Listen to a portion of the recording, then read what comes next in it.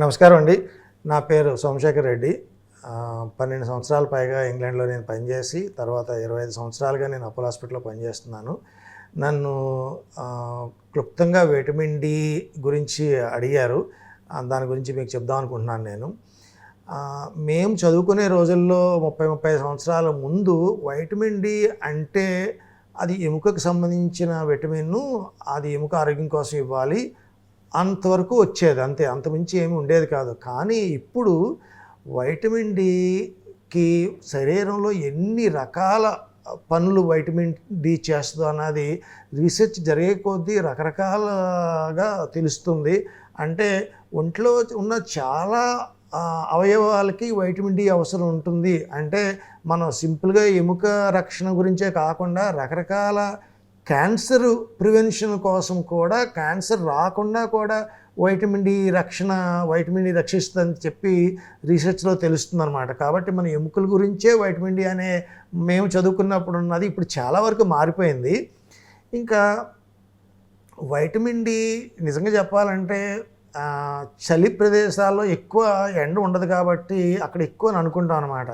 కానీ నా అనుభవంతో 12 ఏళ్ల పైగా ఇంగ్లాండ్లో ఉన్న అనుభవం, తర్వాత ఇక్కడ ఉన్న అనుభవంతో అది కరెక్ట్ కాదని తెలిసింది. ఎందుకంటే చలి ప్రదేశాల్లో జనాలు కొంచెం ఓకే బట్టలు ఎలాగ తక్కువ వేసుకున్నా మబ్బుగా ఉన్నా కూడా వాళ్ళు బయట బాగా తిరుగుతారు. ఎందుకంటే ఎండ ఎక్కువ తీవ్రత ఉండదు కాబట్టి ఒళ్ళు మనకి చెమటలు పట్టే పరిస్థితి ఉండదు కాబట్టి వాళ్ళు బయట బాగా తిరగడంతో మబ్బుగా ఉన్నా కూడా మబ్బుల్లోంచి వచ్చే సూర్యరశ్మి వలన కూడా మనకు వైటమిన్ డి తయారవుతుంది. అంటే సూర్యరశ్మిలో వచ్చిన అల్ట్రావైలెట్ రేస్ మబ్బులు ఆపవు. కాబట్టి మనం మబ్బు ఉన్న ప్రదేశంలో కూడా మనం తిరిగితే మనకి ఎంతో కొంత వైటమిన్ డి వస్తుంది. ఆ రకంగా నాకు తెలిసింది ఏమంటే అక్కడ వాళ్ళకి వైటమిన్ డి డెఫిషియన్సీ తక్కువ. కానీ నేను ఇక్కడ గమనించింది ఏమంటే మనం బయట తిరిగేటప్పుడు ఎండ తీవ్రత తట్టుకోలేక మనం బయట తక్కువ తిరుగుతాము. ప్లస్ ఇంకొకటి ఏమంటే మనం చర్మంలో మనకేంటంటే మెలనిన్ అనే పిగ్మెంట్ ఉంటుంది కాబట్టి మనకి రక్షణ కోసం అని చెప్పి వచ్చే కొంచెం సూర్యరశ్మి కూడా అది కొంచెం ఆపుతుంది అనమాట. సో ఇది ఎలాగంటే మనకి సముద్రం మధ్యలో మన చుట్టూ నీళ్లు ఉంటాయి కానీ మనం తాగలేము కాబట్టి మనం దాహంతో ఉంటాం. అలాగే ఇప్పుడు మన ఇండియాలో చాలా ఎండ ఉంటుంది, మనకు అన్ని సీజన్లోనూ ఎండ ఉంటుంది. కానీ మనం ఎండలో బయట తిరగం కాబట్టి మనకి ఇండియాలో ఈ వైటమిన్ డి అంటే చుట్టూ ఎండ బాగున్నా కూడా మనకి ఇండియాలో వైటమిన్ డి లోపం అనేది చాలా ఎక్కువ అని చెప్పి నేను మన ప్రాంతంలో ప్రాక్టీస్ మొదలుపెట్టిన తర్వాత నాకు తెలిసింది. అంతవరకు ఏంటంటే మనకి సూర్యరశ్మి బాగుంటుంది కాబట్టి మనకు వైటమిన్ డి లోపం ఎందుకు వస్తుందనే అభిప్రాయంతో నేనే కాదు మా కొలీగ్స్ అందరూ అలా అనుకునేవారు. కానీ అది నిజం కాదని తెలిసింది. కాబట్టి సూర్యరశ్మి మనం ప్రత్యేకంగా ప్రయత్నించి ఎండ మరీ తీవ్రత లేనప్పుడు ఉదయం సాయంకాలం ఎండలో తిరిగితే కొంతవరకు కొంత శరీర భాగాలు ఎండకి ఎక్స్పోజ్ అయ్యేలా పెట్టుకుంటే అది ముఖ్యము.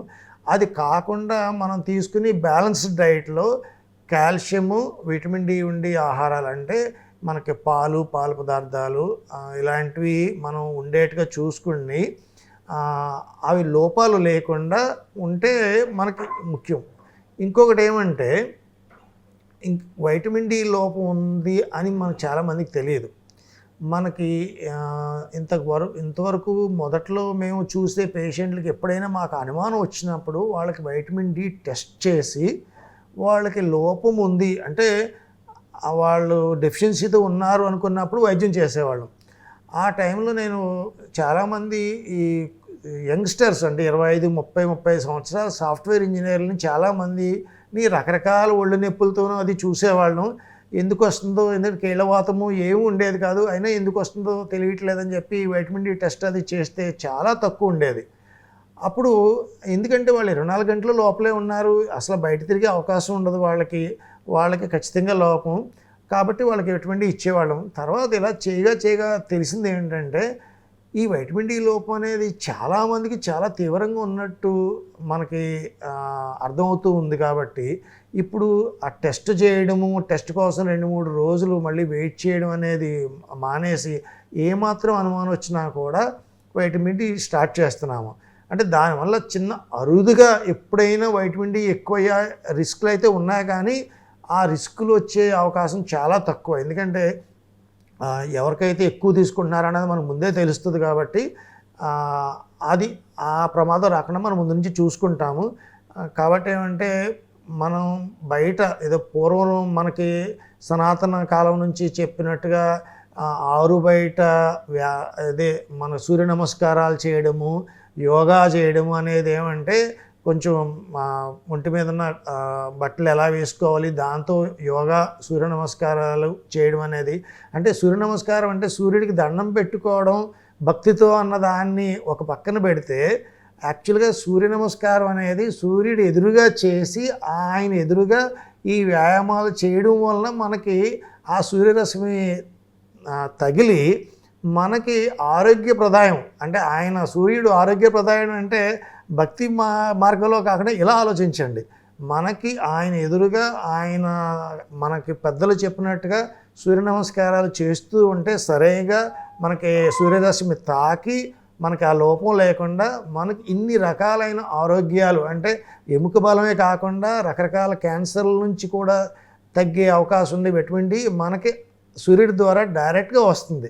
ఆహారం తీసుకోవడంతో పాటు అది తీసుకుంటే మన ఆరోగ్యాలు బాగుపడతాయి. నమస్కారం.